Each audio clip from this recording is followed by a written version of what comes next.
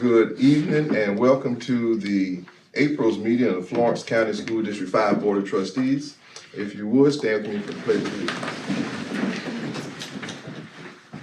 I pledge allegiance to the flag of the United States of America and to the republic for which it stands, one nation, under God, indivisible, with liberty and justice for all.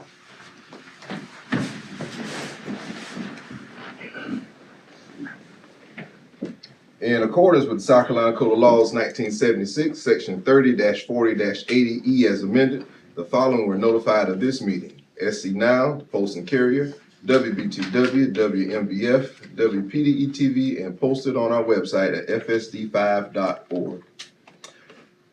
Mr. Goins, Yes. would you give us something? Absolutely. We will let us pray. Father God, we just thank you for being able to come here tonight, and we thank you for a relaxing and safe spring break that you've given us. And God, we pray in the days ahead that you will be with our staff and our students as they prepare for the end of the year. God, we just pray that you would help our students concentrate and focus as they continue to prepare for SC Ready. God, while they take the SC Ready as it is coming up this week, God, we just pray that you will give them peace and calmness and concentration as they work hard to recall and apply and analyze what they've learned this year and be able to apply it to that test. God, we pray that you will be with our teachers as they continue to push our students to strive for their best. We pray tonight that you will give us wisdom and knowledge and understanding as we work together to continue to uplift Florence 5 and continue to strive to be the pride of the PD. And we thank you for all these things in Jesus' name. Amen. Amen. We'll move to the approval agenda. Do we have any discussion on that? Okay. Public forum. Anybody for public forum? We'll move right along to our consent agenda. The minutes, the monthly financial statement, and nutrition services are there for your review.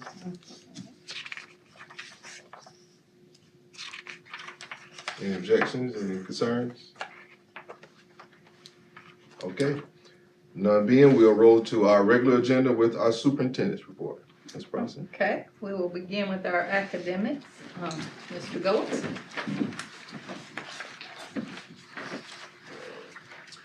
Good evening, everyone. And as I mentioned earlier, SC Ready is here.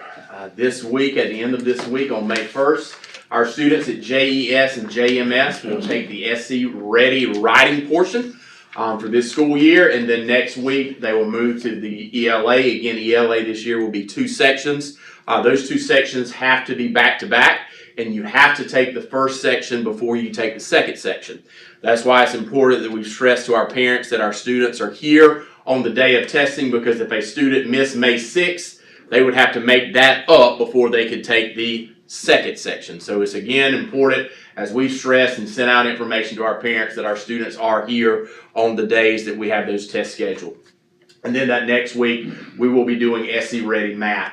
Also, of course, we have SC Ready Science for 4th and 6th grade, and then our EOC courses at both the middle school for Algebra 1, and then English 2, Biology, U.S. History, and Algebra 1 at the high school toward the end of May. So it is amazing that this school year is coming and winding down fast. Our teachers and students have worked hard, and right now they're in review mode, and we'll talk about that a little more as our principals come and present their spring iReady and kind of end of year data as we prepare for what we are hoping to continue to push forward and do for SC Ready. So I'm going to turn it over to our principals at this time, starting with Johnsonville Elementary, as Ms. Burrows comes and talks about their spring iReady data.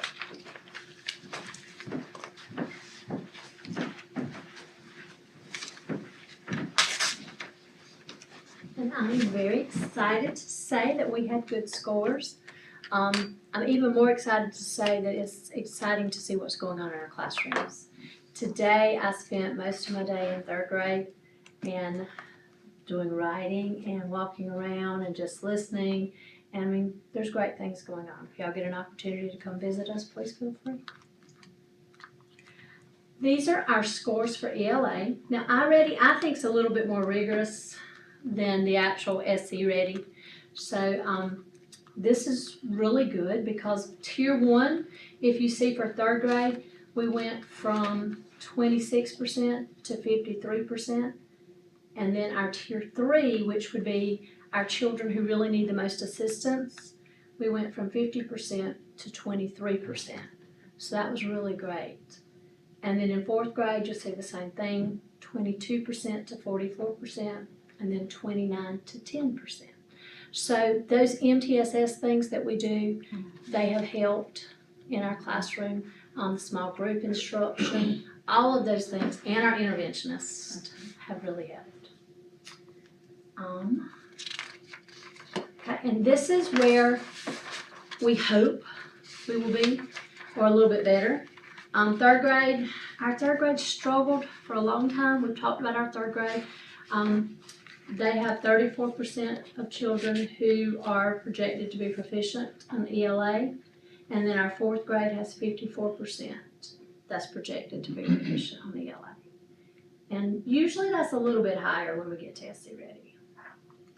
And then for our math, here again you see we started off, and I'll start with tier 3. 55% of our students were in tier 3, and now there's only 10%. And then for 4th grade, 32% to 6%. So that was a really significant gain there. And then our tier 1, we went from 4% to 31% and 18% to 53%. So those were also great gains. Our proficiencies here were a little bit higher in math. 3rd grade, you had 44% for spring. And then 4th grade, hopefully we'll have 49% or higher.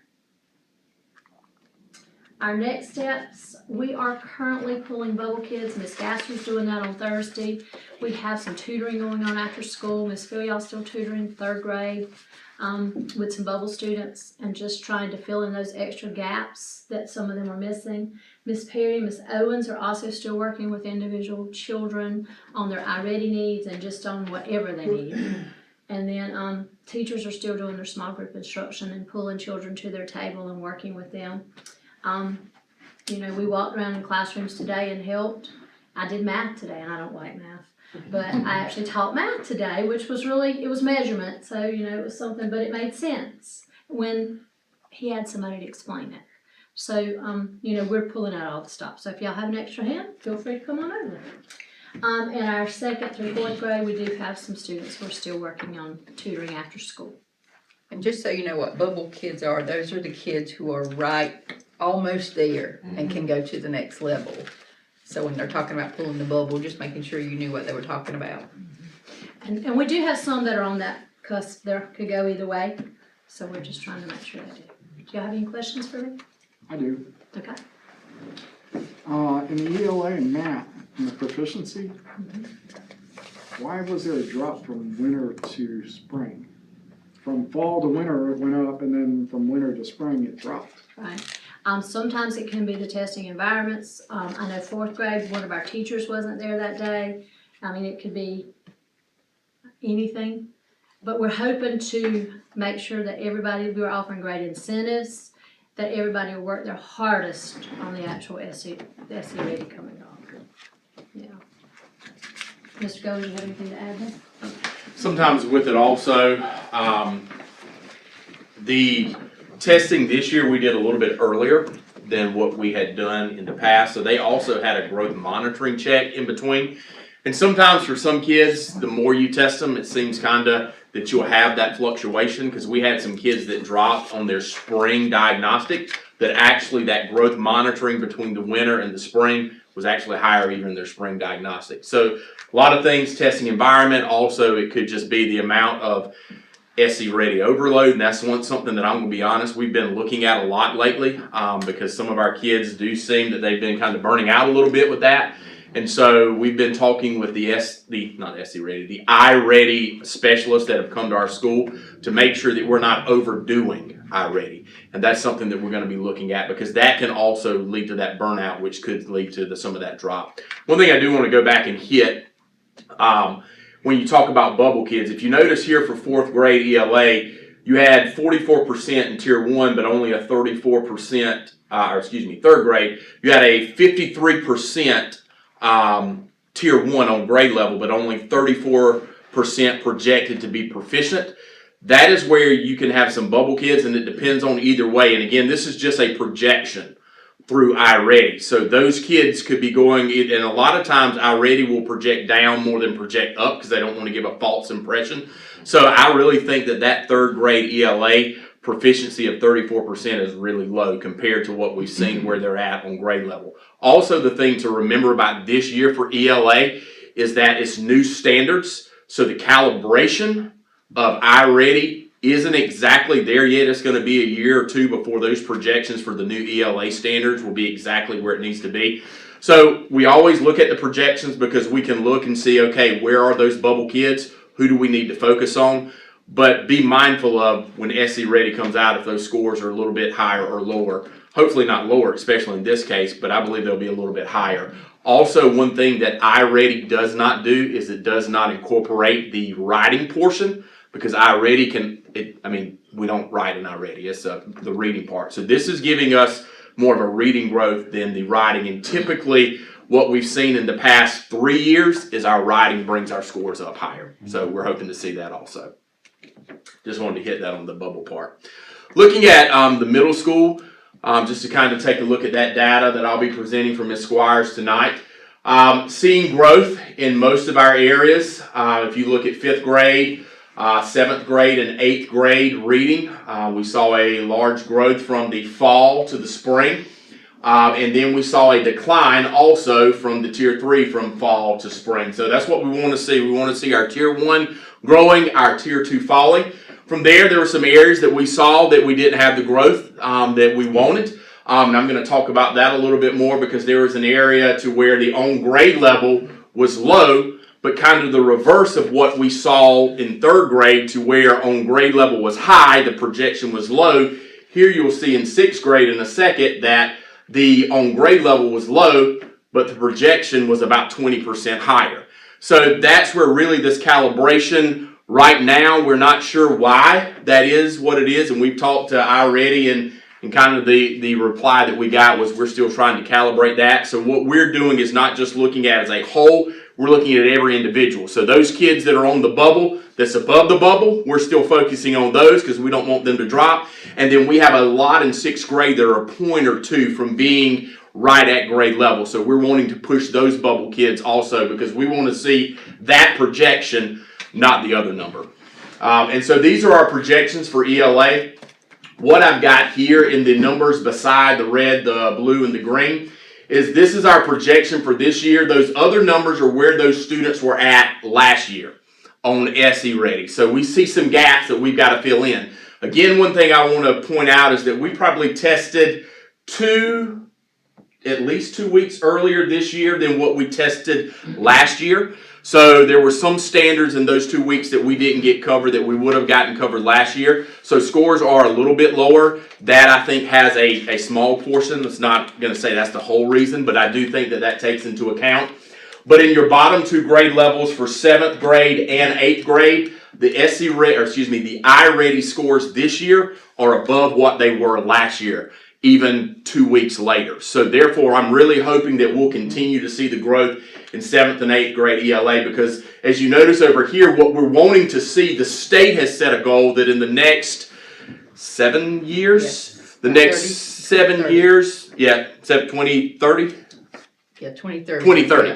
2030, so 5 years, excuse me. The state wants to see everybody at 75%. So we're starting in small chunks. We want to get to 50%, and then we want to get to 75%. And so that's one thing that we're shooting at is to try to get there. And right now we're projecting almost in every 5th, 6th, 7th, and 8th grade level, almost projecting to be at that 50%. So we want to continue there, and then we want to continue to tackle that till we get to 75%. For math, again, we saw in each grade level a growth from the fall to the spring, almost double in some grade levels.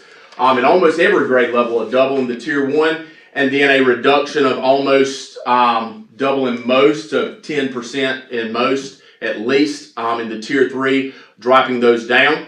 Looking at those tier 1s, again, the actual on grade level is a little bit less than our projections, but they're very close. And these are at 45, 42, 39, 33. And here, the math, those numbers are closer together in the discrepancy than the others. So again, the math, We've had those same standards for a while. Now next year, those are going to be totally new. So for a few years, we've got to recalibrate those grades. But right now, our math iReady are usually on point. If you're looking, we have some areas that, again, if you look at 6th grade, on grade level, we're at 42%, but then we're projecting a little bit lower. Again, we've got a lot of kids that are right on that bubble. So that number's down, but we have got the potential to move those kids that are below and the kids that are there to get them even above. So I think we can get back to where we're at. That grade level also had its teacher looping. So what we know is it's been same teacher, same students for 2 years. We want to collect data on that to see how well that's doing also. If you notice, 7th grade, right now 7th grade again is projecting higher than where they were, those same students last year. So we're hoping to see that. Math has been, for the last couple years, for our district, for the state, and for the nation, the area that we're looking at growing the most. Next year, new math standards. Next year, new instructional materials for math. So we're hoping to see, as we pour more resources into math, to catch math up to that 50% also where the ELA is at. Some things that JMS is doing, they've had their data meetings. Ms. Squires has met with teachers via Zoom and via phone conferences. Teachers have been given mastery checks, and what mastery checks is when they take that SC-Ready, or that iReady, excuse me, that iReady test, it tells them which standards, the percentage of students in their class is mastered, and which standards they have not mastered yet. So Ms. Clark and some others, they've gone through and they've created mastery checklist, and so the teachers are able to pull lessons that go directly towards those standards so that they can do intensive instruction just on those standards to get the kids where they need to be. Each grade level is also working on a plan on what they're going to do for review and for test preparation. Students that are bubble students have been identified, and they're working collectively with grade levels over the next few weeks in small groups and individualized instruction to review and to work on those standards that our students have not mastered yet. They're continuing to use that iReady data to drive the instruction for the next 2 weeks. So math is not this week, it's into the next week. So we're hoping that in those next 2 weeks where our math, we can really focus. One thing we always look at when we see our math and iReady is there's usually standards when we take the iReady test that they haven't covered yet, and we see big growth from the spring iReady to the SC-Ready because the students actually just hadn't seen standards. So we're hoping to see those same trends this year as we've seen in the past, and hoping to at least be where we're at or a little bit above next year. Any questions on any of the JMS data? All right, we'll turn it over to Mr. Fleming. Good afternoon. Academic achievement, this is our English 2 and our Algebra 1. So first semester we didn't have any Algebra 1, so we didn't have any scores for that. But we did for English, and we were around 65% C or higher. Biology was a little struggle, we dropped a little bit. So we were at 28% first semester with C or higher. And you can see the breakdown for each grade. For English, we had like 30% A's, 17% B's, 7% C's, and then 11% D's and 23% F's. So we're looking to have a better semester. We've are using progress learning, where I created an Excel sheet with all the standards on it, and what we do is they give assessments, and then what we look at is whether the kids master the standards or not. So teachers are able to see the spreadsheet and look and see what kids have not mastered the standards. So that's what we do, me and Ms. Tracy Ruderman, so they can go back and make sure they master the standards. So we use progress learning for that, and so they continue to use that until EOC time comes. So we're hoping that will help, because we really believe that it's really in line with the state standards. College career ready, for our grad rate, we're gonna be around 89%. We're gonna have 73 students to graduate. We have 4 early graduates, 69 on track to graduate. We got 1 that's not gonna graduate, and then we got 3 that are credentialed, which counts against our grad rate, and then we have 4 dropouts. But for college and career ready, we're gonna be anywhere from 90 to 93% for kids being CCR, which is really good for us. Saying that we were 70-something% last year, and then we were 78% grad rate, so that should really boost us up a little bit. Got a chance, if we can do well with our EOCs, we got a chance to really be either a good or excellent school. We can push that up a little bit. For as grad rate, CCR, we're there. High school student success, we did excellent in this right here last year as well, keeping kids on track. In 10th grade, we got 86 kids in the cohort, 80 on track. That's those 7. The 7 kids I'm worried about. Out of those 7, I think 2 may not make it, and those are 2 kids that transferred in this semester, and that's gonna be tough. Those other 5 out of that 7 I think will be able to make it. So those 7 are included the kids being on track. Those 2, I'm so unsure about, but those 6 credential, they're gonna count against us. So we're hoping to get all 7 kids. Worst case scenario, we're gonna get 5 of those 7, which will be 86 out of 78 if that happens. 9th grade, those 3 kids are gonna be able to get back on track. And so we should have all of them on track and still gonna get hit with the 5 kids for credential. So it'll be 76 out of 81. So that shouldn't change. And then our cohort, our graduate, so that grad rate, the 6785, there's nothing we can do about that because that went from last year's graduation. So next year we'll be in a better situation because of the fact that we got a high grad rate, which is gonna help this score anyway, a whole lot more. Any questions for me? Can you go back a slide? Yes, sir. How about one more? There you go. Am I seeing that right? We've got 52% of our students failing biology 1? For the UOC, yes, sir. First semester, yes, sir. And so we lost a teacher. And that teacher went to a training, Mr. Goins and myself and the teacher last year, and he improved tremendously. We went to that. The other teacher wasn't able to go. And then we lost that teacher, and then we had another teacher out for maternity leave. So we went for a long period of time without having a certified teacher. So that was going to hurt a little bit. Sorry to interrupt, but 57% on U.S. history. Is that the same? Yeah, that's a little alarming too. And that was last year. That was last year. But still. Okay. So with U.S. history, it's tough for the whole state. It is. So what we've done was we added civics, and so what civics allows us to do is allow our kids to almost have 2 credits of U.S. history in essence. So we teach them as we can in civics, and then we get the U.S. history now. They get the other part, so that way we can finish the whole entire curriculum and still, they get a double dose of U.S. history.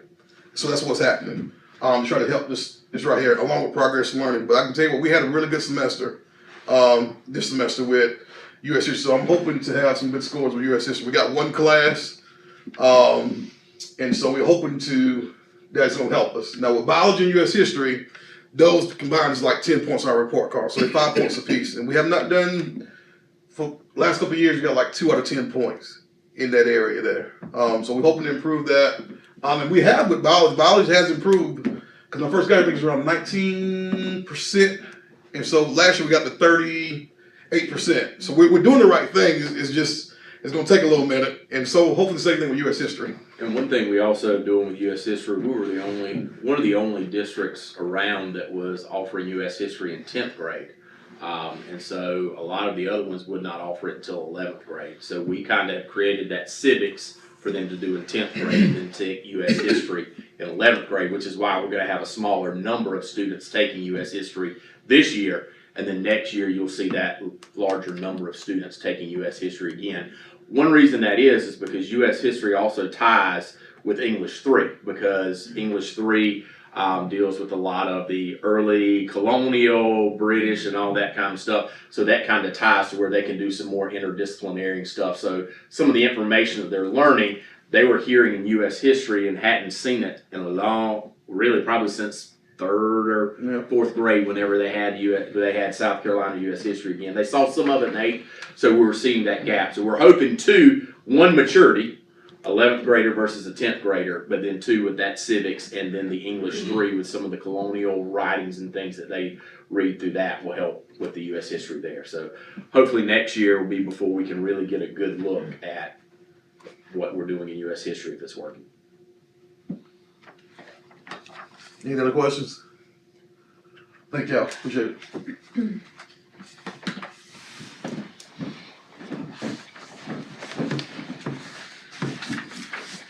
Hello again. We finally got our risk assessment score from the state, and it's based on a bunch of things. When do we meet deadlines? Was our audit sufficient? How did we do when we had individual case audits? Whether or not we keep our SAMS registration up to date. And we were, at once again, you know what SAM registration is, I'm sure.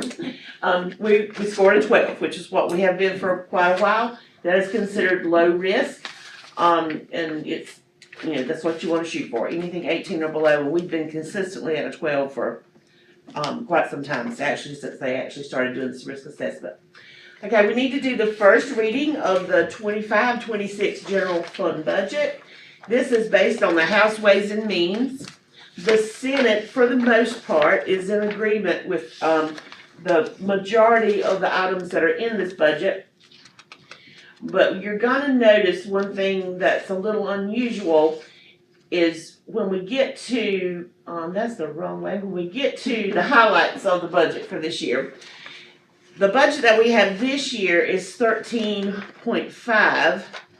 The budget we're looking at next year is 13.6. Okay, so that's not a huge difference, but one of the things that we had to do in this year's budget was to try to reconcile some situations because of the loss of students. You know, that was originally like a $500,000 hit. We were able to move some things around until we got it to a $200,000 hit. And hopefully it's gonna even be better than that once we get the finalized 135-day numbers back.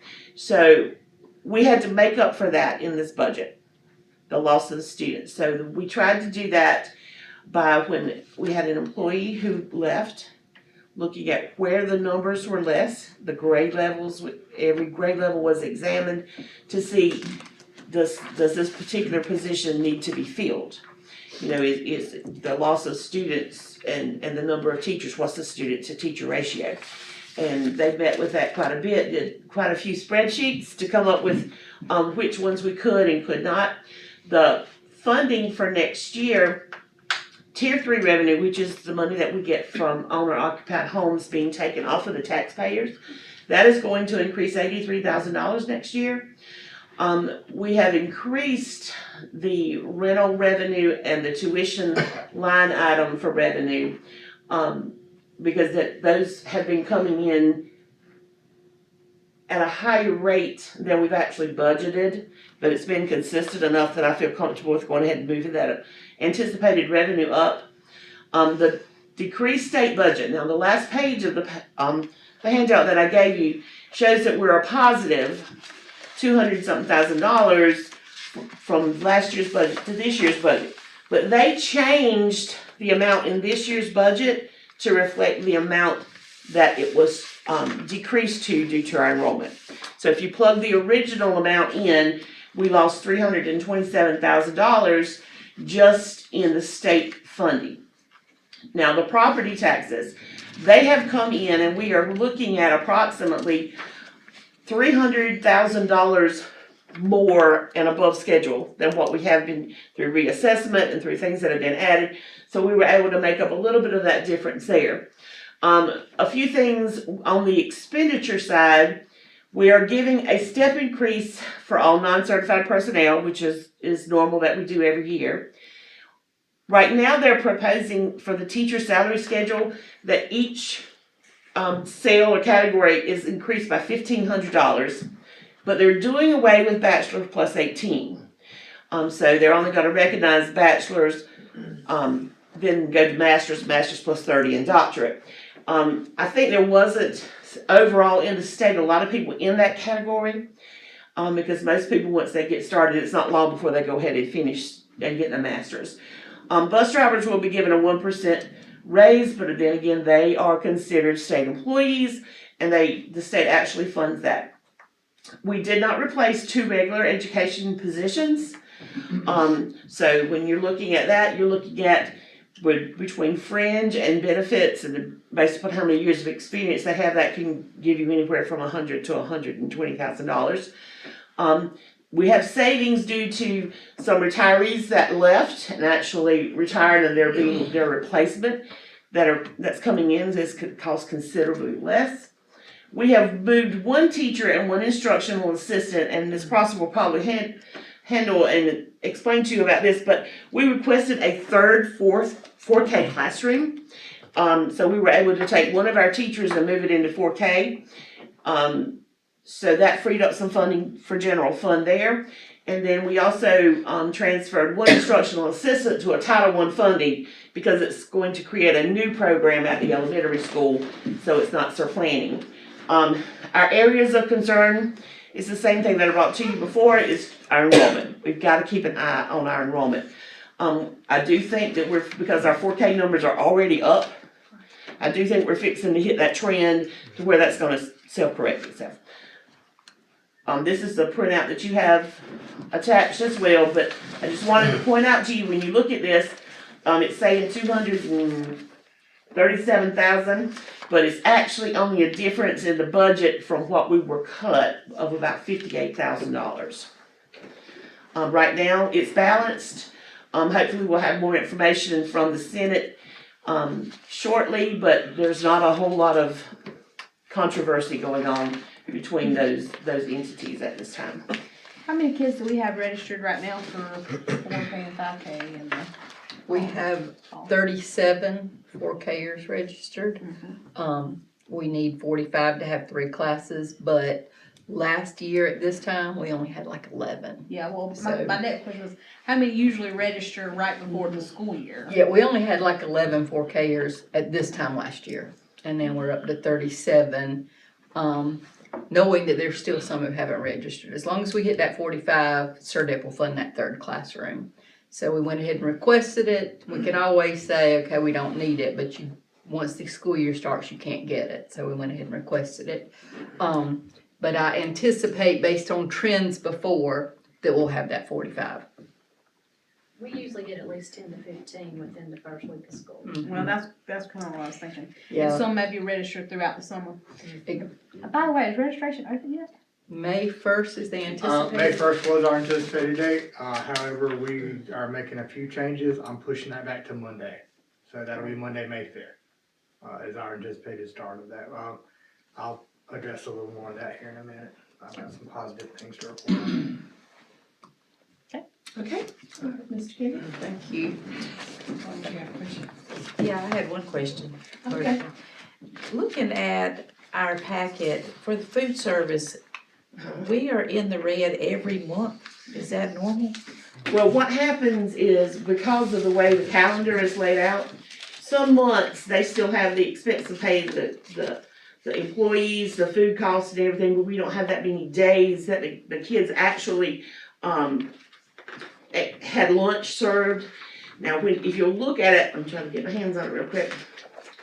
If you'll notice, this particular month, it's a huge increase. I see that. They changed some of the types of foods that they do and the type of ordering that they've done, and they're doing some realignment of some things. So you're gonna see the profit ticking back up. Now, remember, at the first part of the year, they did allow, we had to spend so much, and we allowed them to do some renovations and things like that with the cafeteria, so it looked a little dismal there for a while, but you're gonna see it over the next couple of months ticking back up. But we don't really wanna see a profit in that food You don't service. want to see a huge profit, because if you have money over a certain percentage, they'll take it from you. Yeah. So they give you a year to spend it, which is why we were in the situation that we had to spend the end of last year and the first of this year, because we didn't wanna give that money back.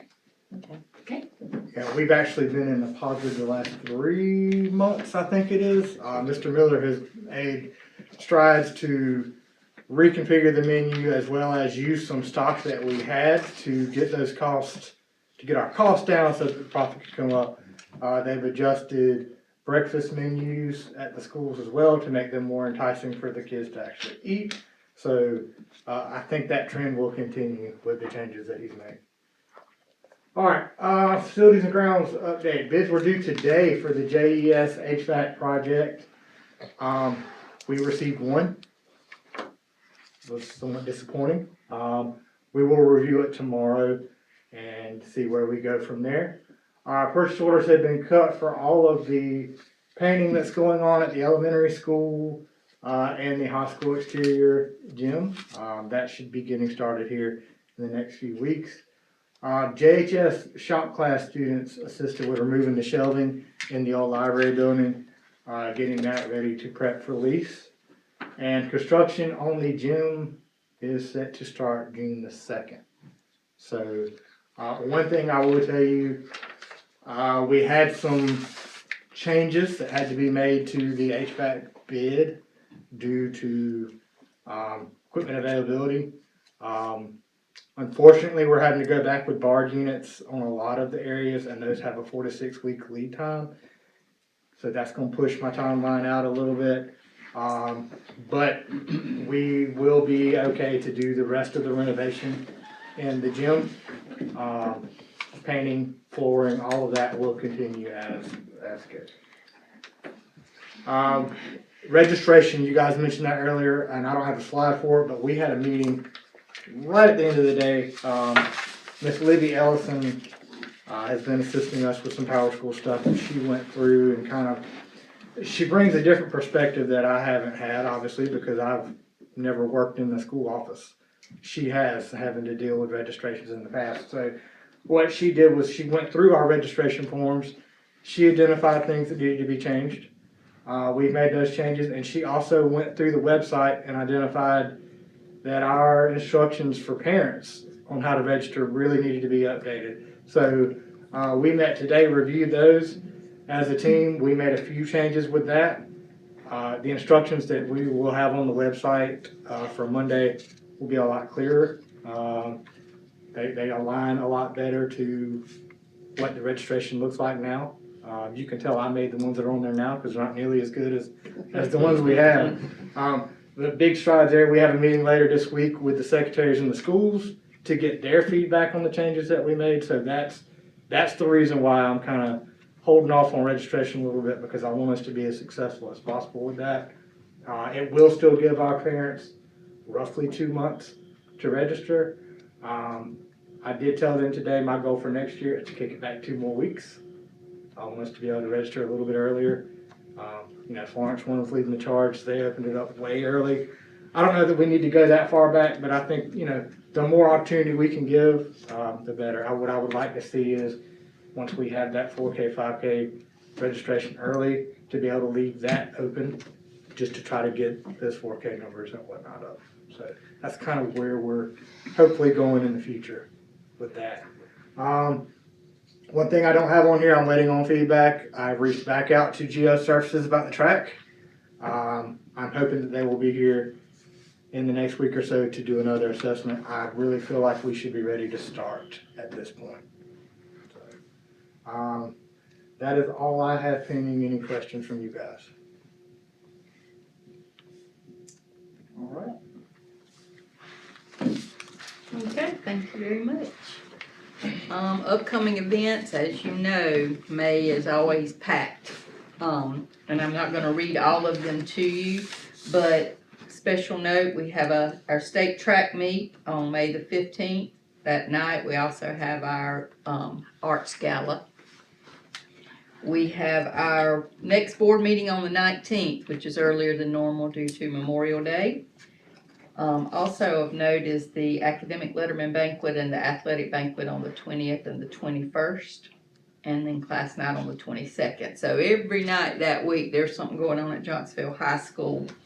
Then you have your elementary and middle school awards coming up at the end of May, with graduation at 7 o'clock on May the 30th. And that concludes the superintendent's report. Thank y'all so much for your hard work, and we'll pray your strength this month of May to finish out real strong. I know what you're going through. We'll move to the 4 action agenda and the first reading of the 2025-26 proposed general fund budget that was just presented to us by Ms. Wanda Willis. I make a motion that we approve the proposed 25-26 general fund budget first reading. I'll second. We got a motion and a second. Any questions? All in favor? Aye. Thank you. We'll move to the first reading of the revision of policy GBEC, the drug-free and alcohol-free school workplace. Mr. Kennedy? And yeah, this was just I'm gonna say minor revision. Y'all see a lot of red on there, all the red is things that we added. But basically, in meetings that I've been at and discussions with other districts, it was just a policy that we hadn't touched in a while. And I identified the need to go ahead and put that for you guys to approve that amendment. I didn't, read it word for word as far as what's in our proposed revisions here, but does it meet these policy revisions that we were given last month? Oh, we haven't haven't gotten to that yet. Okay, That's next. okay, That'll be the next set of policies. okay. Yeah, so I kind of jumped the gun a little bit with this one, sorry to get out of order on that. But yeah, this basically just, it defines a little more what a drug actually is, and it adds a section pertaining to employee drug testing. We didn't have anything in our policy about that. Okay. So I'll entertain a motion to accept that first reading. I'll make a motion that we accept the first reading of policy GBEC, drug-free and alcohol-free schools workplace. I second. Any questions? All in favor, aye? Aye. Thank you. We'll move to our next item, which is a nomination of the SCSBA Board of Directors for the Region 5. You wanna tell them about that? I really can't. This is what we have done in the past for Mr. Irvin Richardson. He has served in that level, and we have the opportunity to nominate again. And I think Mr. Richardson may be willing to continue that 4 more years. if we have a nomination. I'll make a motion to nominate Mr. Richardson for that position. And I second. We have a motion and a second. All in favor? Okay. Moving along, we have an approval for the SCSBA proposed constitution. The constitution and amendments are, there's a link here for you to go to them for. It's what we vote for on delegate assembly in December. It's what we put forth to send to the state legislator, just to act on behalf of the school districts of South Carolina.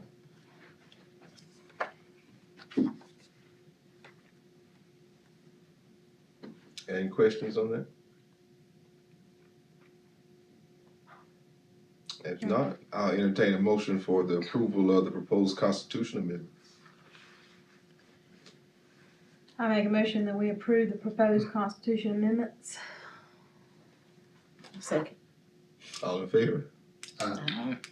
All right, then move along to the approval of the proposed resolutions. The resolutions, same thing, is what we present to our legislative committee just to act on the behalf of the students in South Carolina.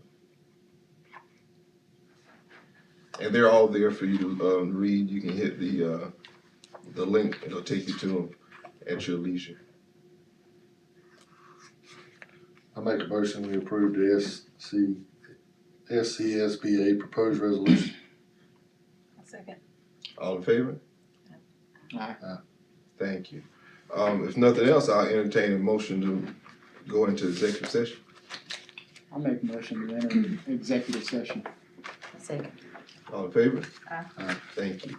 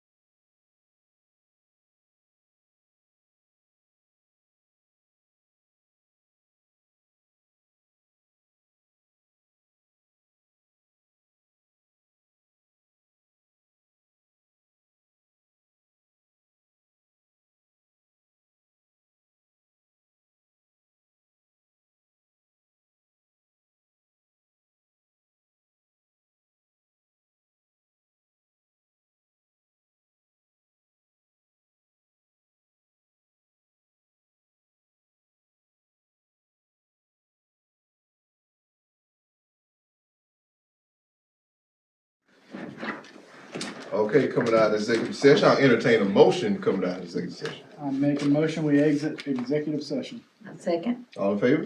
Aye. Thank you. Coming out of executive session, we have one, action, and that's for the personnel recommendations. Motion, we accept the personnel recommendations for hire. I second. All in favor? Aye. And I will entertain a motion to adjourn. Make a motion, we adjourn. I second. All in favor? Aye. Thank you.